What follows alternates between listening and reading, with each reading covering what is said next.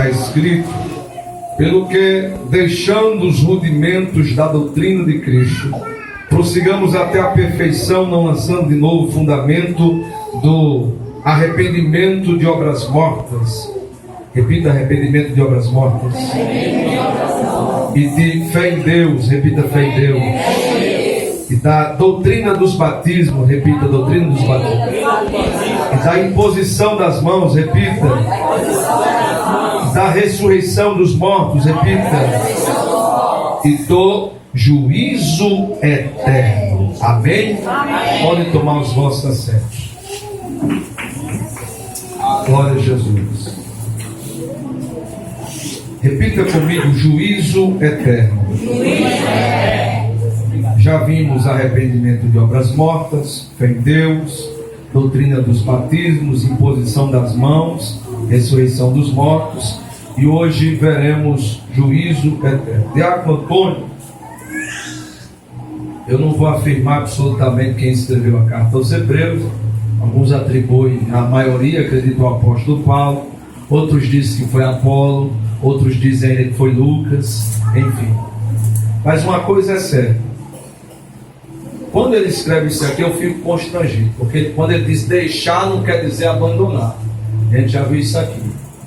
Mas é como se ele estivesse dizendo em outras palavras: vocês não precisam mais ouvir falar sobre isso, porque os ensinos básicos da doutrina de Cristo vocês já conhecem.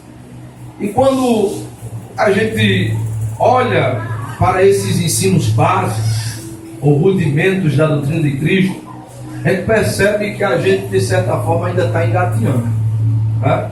Porque ele está dizendo o quê? Eu não preciso mais falar para vocês sobre arrependimento de obras mortas, vocês já conhecem. Eu não preciso mais falar sobre fé em Deus, vocês já conhecem. Não preciso mais falar sobre a doutrina dos batismos, vocês já conhecem. Não preciso mais falar sobre imposição das mãos, vocês também já conhecem. Não preciso mais falar sobre a ressurreição dos mortos, vocês também já conhecem. E nem do juízo eterno. Então, eu senti de Deus, o Espírito de Deus me direcionou, me guiou para a gente, durante esses aproximadamente 2 meses, trabalhar aqui, nos deter aqui, para a gente aprender o que é básico da doutrina de Cristo. E todo cristão que se preze deve conhecer isso aqui, né? E hoje a gente vai falar sobre juízo eterno. Quando você falar a palavra juízo, quando você ouve juízo num contexto bíblico, será que alguém aqui, quando ouve falar juízo, você sente um temor a Deus? Você chega a tremer nas bases? Eu quero dizer que, dependendo do contexto que essa palavra tiver inserida, é para você tremer nas bases mesmo. Mas nem sempre, quando se fala de juízo, está falando, se referindo a um castigo, a uma punição aos servos de Deus. Porque há juízos na Bíblia no sentido de punições, de castigos, que Deus traz sobre o seu povo, para que só assim o homem venha se lembrar dele. Porque às vezes Deus fala e fala, usa profetas, usa seus vasos, adverte, alerta, avisa, o homem entra pelo ouvido e sai pelo outro. Aí Deus diz: eu vou ter que castigar para ele poder se lembrar de mim, para a ficha cair para ele. Aí a Bíblia fala de juízo na Bíblia, juízo como em forma de enfermidade, juízo em forma de fome, juízo em forma de peste, juízo em forma de cair nas mãos do inimigo, de prisão, de ser ferido, ainda não morto, porque por enquanto é um juízo para que de alguma forma essa pessoa possa cair em si e conscientizar-se: tanto que Deus já falou comigo, tanto que Deus já me alertou, não precisava eu hoje estar nessa condição, acamado num leito do hospital, atrás de umas grades, Tudo isso é juízo de Deus para ver se o homem se volta para Ele. Mas lembrando, ou frisando, nem sempre juízo é punição. Juízo na Bíblia também pode ser entendido, dependendo do contexto, como Deus fazendo justiça pelo seu povo. Salmos 68, verso 5 diz assim: Deus é pai de órfãos e juiz de viúvas da sua santa morada. Deus é pai de órfãos, Deus é pai de órfãos e juiz de viúvas, porque viúvas naquele contexto eram desprestigiadas, desprezadas. Lembra que Jesus até contou uma parábola sobre uma delas, que tanto batia na porta daquele juiz para que julgasse a sua causa, ele sempre ignorando ela, mas chegou uma hora que ele se cansou, se afadigou dela e disse assim: eu não temo a Deus nem aos homens, mas porque essa mulher insiste tanto, eu vou julgar a causa dela. Então juízo também na Bíblia pode ser Deus julgando a causa do crente, Deus fazendo justiça. Mas como eu disse, hoje é só uma pincelada, porque tem ceia ainda para ministrar. Mas eu quero ver aqui alguns tópicos rapidamente. Primeiro, juízo eterno. Repita comigo: juízo eterno. Juízo eterno. Por que juízo eterno? Por que não só juízo? Por que juízo eterno? Quando se fala de juízo eterno, Diácono Ranira, é um juízo para sempre. E por que juízo para sempre? Porque na justiça aqui, na esfera da justiça do homem, o homem pode ser julgado, mas ele pode recorrer. Sim ou não? Sim. Há uma segunda instância. Ele pode até ter sido sentenciado, condenado por um juiz, mas aí, dependendo do recurso que estiver disponível para ele, ele pode recorrer a uma chamada segunda instância, e ali os desembargadores, que são superiores aos juízes de primeira instância, vão analisar para ver se dentro da Constituição a possibilidade de revogar aquela sentença. Se ainda o homem se der por insatisfeito, ele ainda pode recorrer aos chamados tribunais superiores. Se ele ficar insatisfeito com a segunda instância. Só que quando se fala de juízo eterno, não tem essa de recorrer. Recorrer para quem? Se é Deus, aquele que está acima de todas as instâncias, aquele que está acima dos juízes, aquele que está em cima dos desembargadores, aquele que está acima dos tribunais superiores, seja do trabalho, da justiça, o que quer que seja, ele é o juiz dos juízes. Se ele julga a causa, o homem vai recorrer a quem? Vai apelar para quem? Por isso que juízo eterno, depois dele não tem mais instância não. Ele é a instância máxima. Então, repita comigo: juízo eterno após a morte. Ainda em Hebreus, capítulo 9, versículo 27, perdão.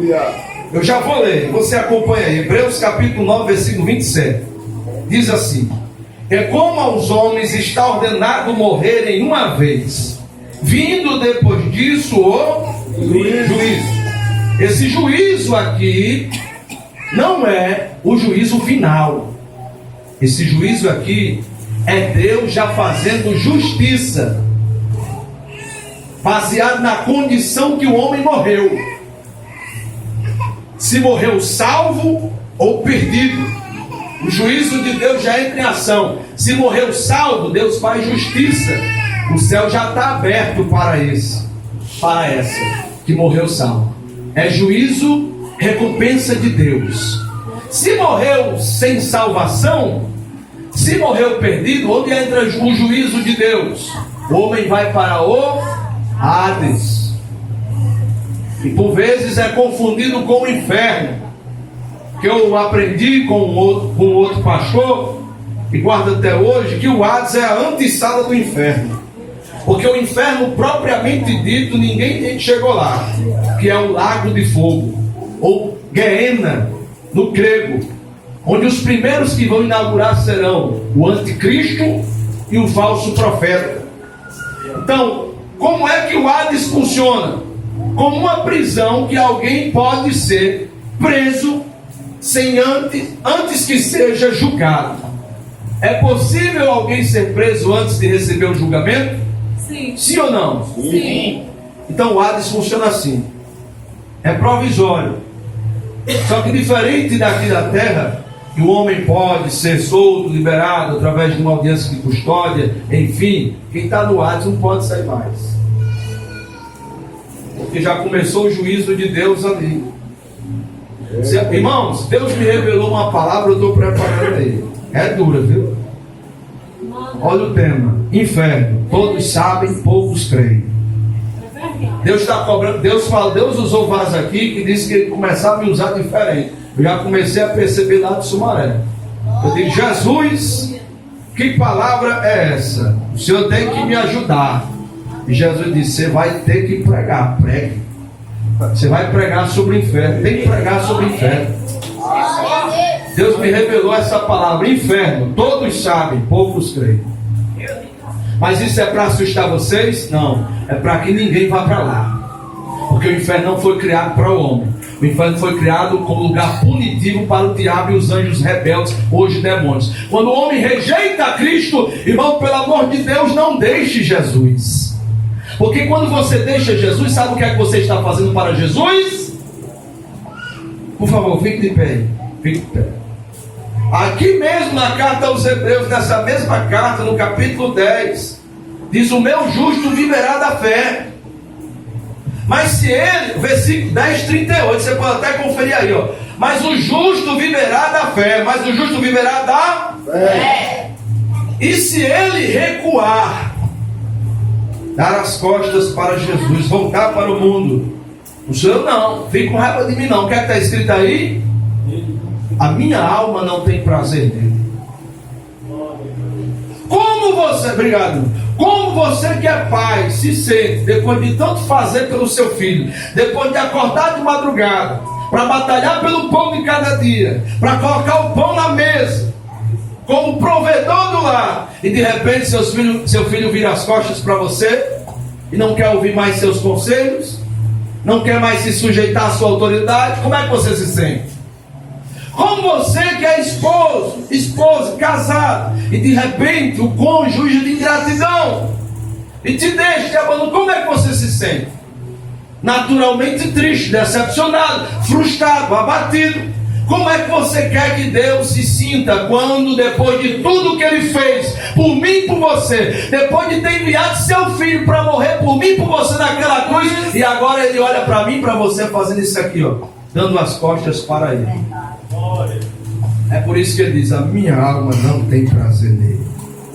Mas faça como o escritor disse no 39, continuando: nós, porém, não somos daqueles que se retiram para a perdição, mas daqueles que creem para a conservação da alma. Nada justifica a minha e a sua saída dos caminhos do Senhor. Porque tudo que nós venhamos a sofrer pela causa do Evangelho, Jesus sofreu muito mais intensamente. E às vezes nós queremos cobrar justiça por nos sentirmos injustiçados. O que foi que eu fiz? Aí eu pergunto: o que foi que Jesus fez para chamar ele de Beelzebul? Eu preciso esclarecer uma coisa aqui. Um irmão que está aqui até em nosso meio pediu perdão, disse assim: pastor, eu falei mal da igreja e depois eu fiquei sabendo que não foi bem assim. Uma pessoa que não crente aqui do conjunto chegou para ele se queixando dessa igreja e disse para ele: você é lá naquela igreja, aquele pastor está enganando vocês, aquele pastor é mentiroso, não é Deus que usa ele não. Aí eu disse assim: Jesus tem misericórdia dessa vida. Até o irmão disse assim: pastor, não está doido para morrer? Eu digo: não, meu irmão, o evangelho não é assim não. Vamos orar por ela para ela vir aqui dar testemunho. Se ela insistir em dizer que não é Deus que me usa, aí Deus pode permitir algum juízo acontecer, mas não sei eu que vou pedir para Deus não. Porque Jesus estava na cruz, poderia muito bem mandar o Pai torrar todo mundo com fogo, mas ele disse o que? Pai, perdoa-lhes porque não sabe o que faz. Ela não sabe o que faz. Depois está lá, precisa de uma oração, há um filho que enferma, que Deus o guarda, ou a própria pessoa manda chamar quem? O pastor, que não é Deus que usa. Mas vamos lá, voltando. Então, juízo eterno após a morte. Então, juízo eterno após a morte. Do salvo, céu. Do perdido, inferno. O Hades. Segundo lugar, juízo eterno após o arrebatamento. Onde é que entra? 1 de Pedro, capítulo 4, versículo 17. Quem pode ler? Primeira carta de Pedro, está bem pertinho de Hebreus. Você está com a Bíblia perto de Hebreus? 1 de Pedro, capítulo 4, versículo 17. Pode ler, meu irmão. Porque ao